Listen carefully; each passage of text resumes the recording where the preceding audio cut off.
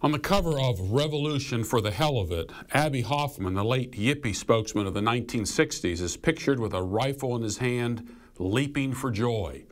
Who really perpetuates the idea of violence to bring about social change?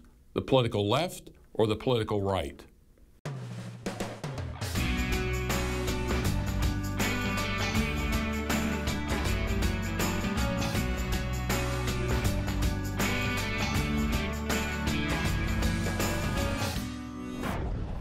The 1960s has held great fascination for me and lots of Americans, but probably because I graduated from high school in 1968, and when I was in college, there were campus revolts all across the United States. I went to Western Michigan University. We really didn't have a whole lot going on, except when we went into Cambodia and the National Guard troops were brought in, and people were playing Beatles songs out their dorm windows. I remember the one was the song Piggies. But Kent State University, if you remember, in May of 1970, which really brought an end to campus revolts and revolutions, the four who were shot there by National Guardsmen. Of course, very little is said about what students did there in burning down, I think, the ROTC building. It's not that I'm exonerating what the very inexperienced ROTC personnel did. But when you go back and you look at the 1960s and very early in the 1970s, really Kent State put an end to campus revolts. People went back to their studies, and the revolutionaries didn't go away. The revolutionaries ended up becoming professors at college campuses and have radicalized students for the last 30 or 40 years. And those radicals are now in positions of power in the United States today. There's been a lot of talk about the Saul Alinsky book, Rules for Radicals, a pragmatic primer for realistic radicals.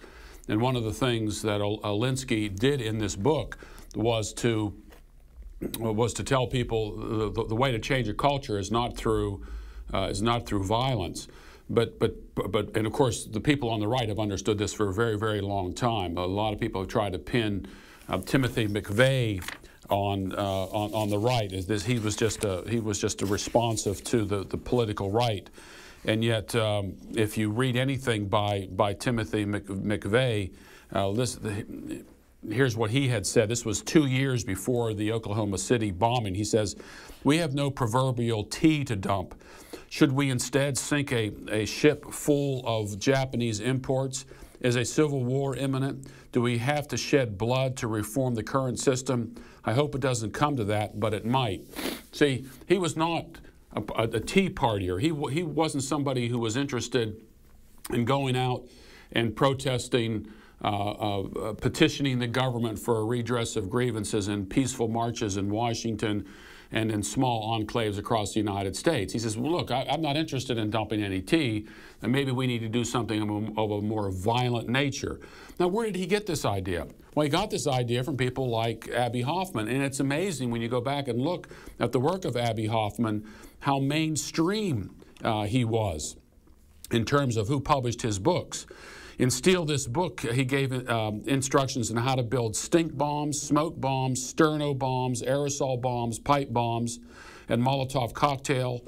And the updated version of this Molotov cocktail was, and if I might be able to find it in here, it was a glass jar with gasoline and styrofoam in it. And of course, and then had a lit fuse on it. Yeah, here's a picture of it here. Hopefully we'll be able to put this up on the screen. You'll be able to see this. And so this is in his book, Steal This Book. Of course, you weren't supposed to steal, you were supposed to buy it, so Abbie Hoffman could have made money. But here are instructions in here on how to make one of these Molotov cocktails. And the styrofoam with the gasoline would stick to your body. He says, be careful, throw it fast. Then how to make yourself a sterno bomb, and here's how you do a fuse. We put a cigarette in a pack of matches, and as the cigarette burns down, of course, it ends up lighting the matches, and now there's your fuse, and you can be away from it all. Throwing these bombs is discouraged, and here's a picture of another bomb he makes. Here's how to make a pipe bomb. Here is his Peace Now, a 45, and the piece is P-I-E-C-E. So this book is really filled with radical ways on how to bring down the system violently. And Abbie Hoffman was an icon of the political left. Now, in Woodstock Nation, Hoffman updated his revolutionary tactics. This time, this was published by Random House. Now, Random House is a New York publisher, still in business today.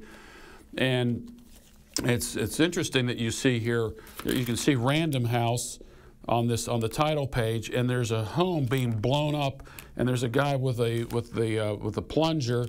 I guess the house had dynamite in it, and so and then you also see here this is on the spine of the book, and this is similar type instructions on how to bring down the system, and it's to bring it down violently. And Hoffman informs us that the best material available on military tactics and revolutionary warfare is available through the U.S. government printing office.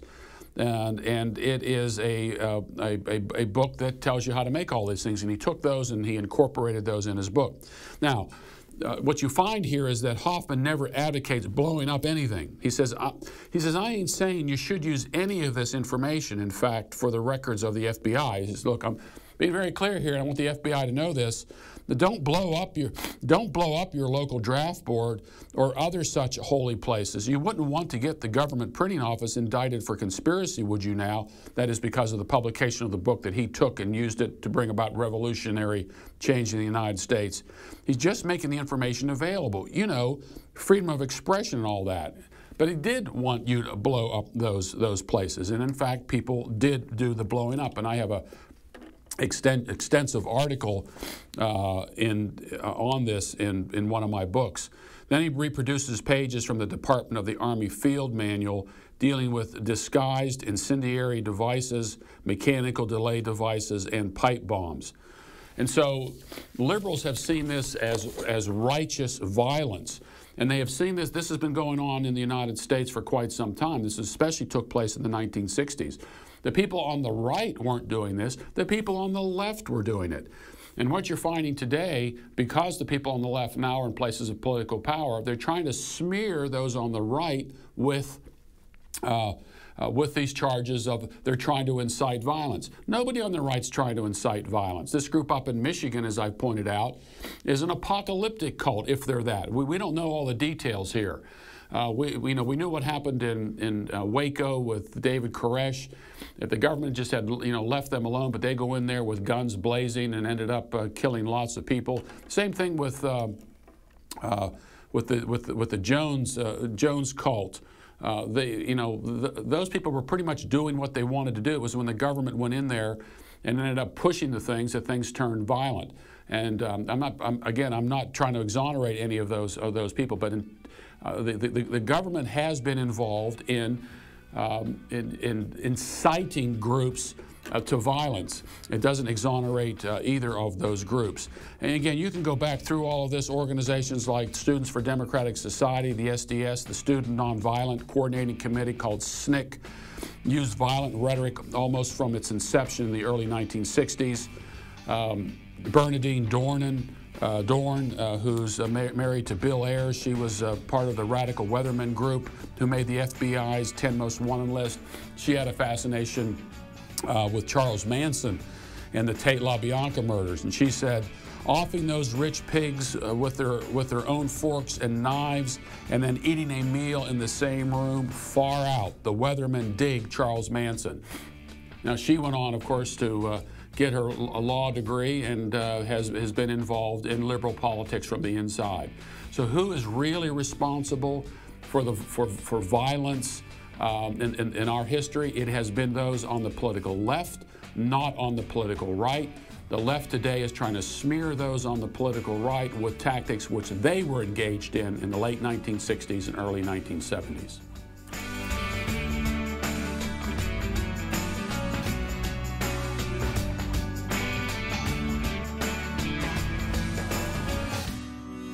For more related to this topic, check out Christianity in the United States, written by Daniel Dorchester.